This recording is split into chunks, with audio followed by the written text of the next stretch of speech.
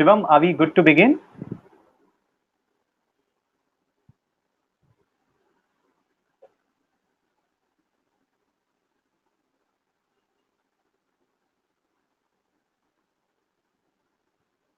Okay, I think I'm just going to go ahead and begin the session. Welcome, everybody. Good evening, and thank you for joining this session on busting the top 10 myths about undergraduate study in the United States. Just to give you a little background, my name is Prathamesh, and I am an admissions advisor with Ohio University, located in Athens, United States.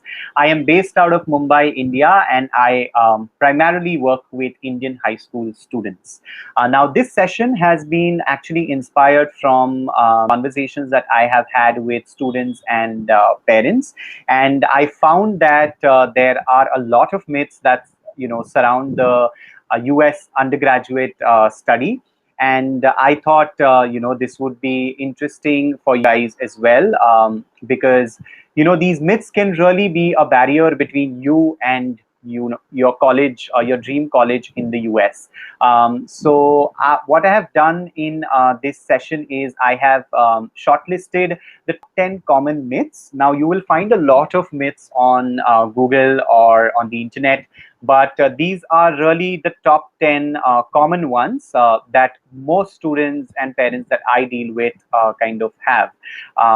So let us begin with our very first myth, which is the admission process is complicated with low acceptance rates.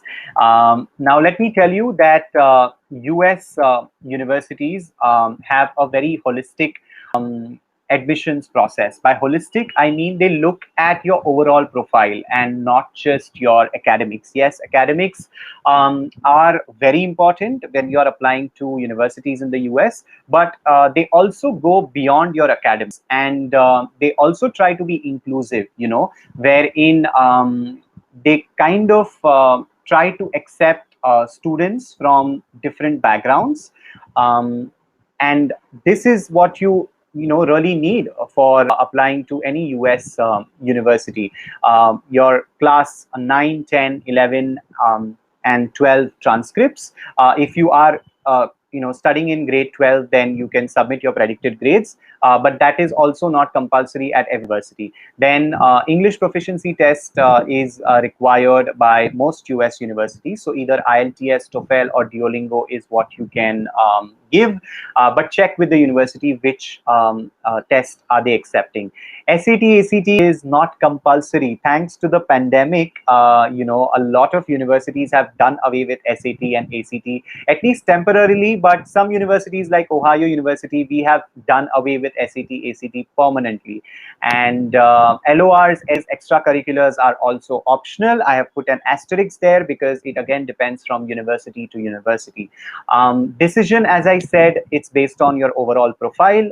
So, everything from your academics to extracurriculars, essays that you write, LORs, the strength and rigor of the curriculum is what is looked at while, your admission decision is being made. And if at all, you are not meeting the program requirements, then some universities like Ohio, we admit you as an intending students. What that means is you would be required to complete certain prerequisites, and only after you complete those prerequisites, you can transfer full-time into the major of your choice. This is only done so that we want you to be successful in the major or the specialization that you are choosing. Myth number 2, the US education system is only suited for American students. The fact is, yes, it is different, but definitely doable by anyone. Now, how it is different? So there is a lot of emphasis on self-study.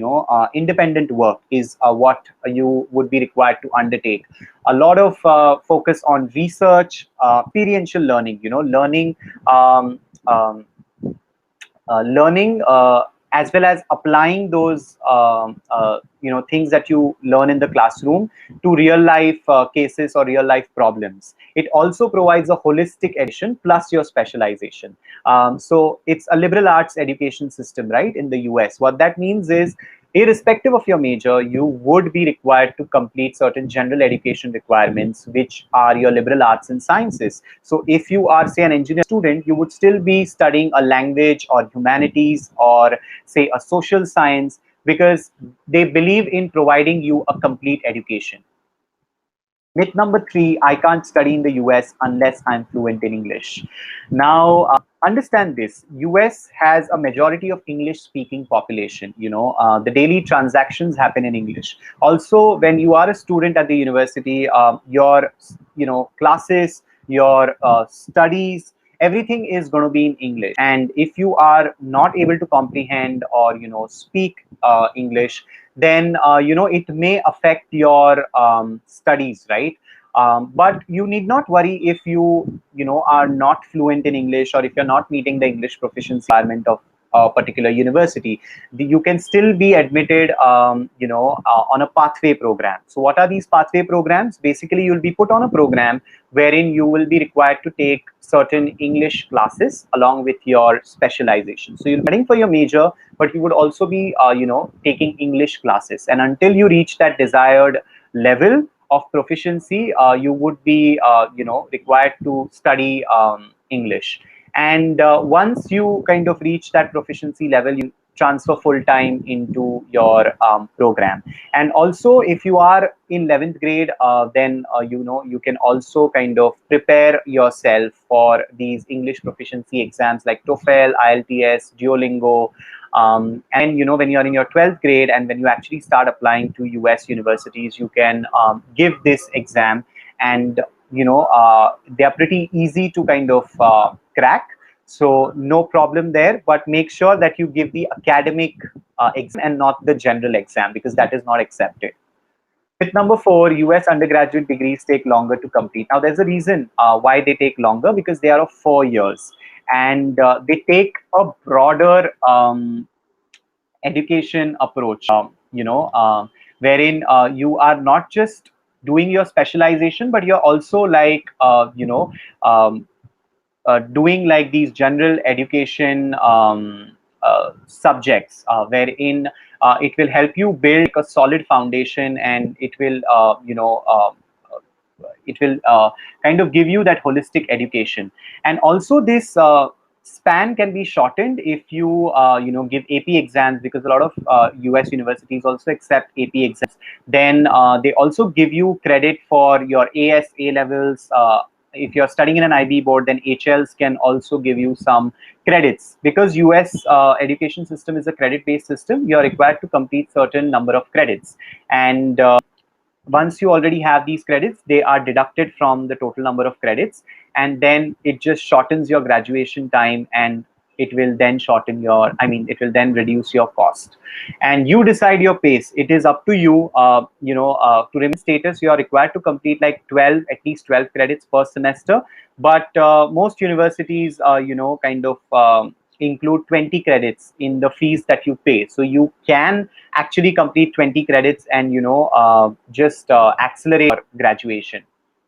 The next myth is, my family needs to be healthy for me to apply. This is definitely not true. But yes, college education in the US can be expensive, especially if the currency conversion is not in your favor. But US universities are also known for generous scholarships, that they offer, and that cost can be significantly brought down with need-based scholarships, merit-based scholarships, and even institutional aid. There are also additional scholarships and awards that are offered by certain colleges and departments over and above, your merit scholarships, and they can go from half to full tuition to even a full rider. Full rider is basically a full scholarship which will take care of all your expenses. Certain universities also offer like an application fee waiver, because if you're applying to universities in the US, there is an application fee. It ranges from $50 to $100, and certain universities can waive that off for you. You have to request them for it. Myth number six, the level of studies is tough and hectic. Now, I get this question a lot, and even I had this question when I was an international student. But understand that it is different. It is not tough or hectic, because it's not rote learning. There is no concept of mugging up and writing stuff in your exams. It's very application focused. I mean, whatever you learn in the classroom, you also have to apply it to real world problems and cases. There's a lot of emphasis on reading, research, discussion. As I said, it's a lot of self work, independent work, wherein you cannot just refer to your textbook or any one particular thing. You are encouraged to kind of go to the library, do some research on your own, read some books, gather some market intel by going through these market research websites, and then kind of make assignments and write your exams. Obviously there is an academic advisor to guide you throughout, and they will work with you to track your progress, to help you get back on the path if you are kind of deviating from it. They will also recommend you what courses you should take and how can you kind of stay on track to complete your graduation. There are also a lot of academic resources available, like there's a writing and tutoring center which will help you write your assignment. There is also like SI, supplemental instruction, wherein graduate students or senior students will actually explain the concepts that you've learned in the classroom once again to you. Myth number 7, grading based on final exams only. That's definitely not true, because there's a continual assessment. It is not just exams. Yes, exams happen and they are important, but you're evaluated through the term. So, you'll be evaluated through different things like your assignments, your quizzes. Yeah, there are quizzes also. There is class participation, there are midterm and final exams. So even if, say, one semester you haven't had a chance to score great in your exams, you can redeem yourself by kind of doing well in these other areas. Being in an undecided major will affect my profile and graduation. Now, an undecided major is a major wherein you're not sure about which major you want to study at college, and this is a major where you get a chance to explore, and then declare your major once you're sure. Now, a lot of students feel that this will affect their profile and that will lengthen their graduation. But trust me, it will not affect your profile, because it just will get you respect, because the person at the employer's end will actually respect you for not settling for anything, for taking the time to explore and then going for something that you really like. So don't worry about it affecting your profile. Also, your final degree certificate will not say undecided. It will state the specialization, and it will also not lengthen your graduation. You can still graduate within 4 years. This is number 9. STEM means the program is good. Now, STEM is an abbreviation. It refers to the subjects in the field of sciences, technology, engineering, and mathematics. Now, there is an advantage to STEM graduate, wherein you get additional 2 years of OPT. So a total of 3 years of stay back option if you do a major in any of the STEM fields. And US is known for its STEM programs because of the research opportunities and the funding that is available from the government, and that's why STEM programs have that advantage. But it does not mean that non-STEM programs are bad. It is just that you will only get 1 year of stay back option. Last myth is it's safe to study in the United States. It is definitely not true. A lot of importance is given to student safety, by US universities, and a lot of universities like us also have their own deputized police force on campus, which is constantly patrolling the campus 24/7. And there are also emergency resources, like we have a mobile app which we encourage all our students to download, so they can get all the emergency resources on that mobile app. With that, I'm done with my top 10 myths, and I'm sorry if I rushed into the presentation, but we are short on time.